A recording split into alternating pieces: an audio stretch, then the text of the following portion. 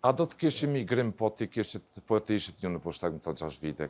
E tha me bindje të plot që nuk do të kishte migrim me kaq numër të madh.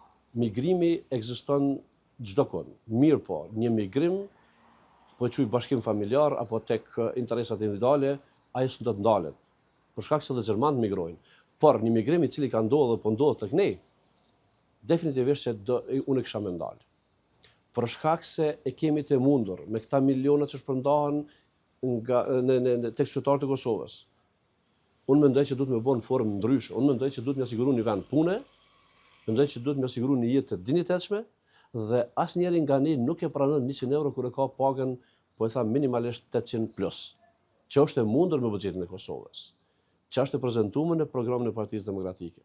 Dhe kur e themi që paga qytetarit do të jetë minimalisht 1000 euro, është krejt ndryshe, është e mundur me të gjitha matematikat dhe me të gjithë kalkulacionet që buxhetin e shtetit, zhvillimin ekonomik, është e mundur që të jetë paga minimale në Kosovë 800 euro.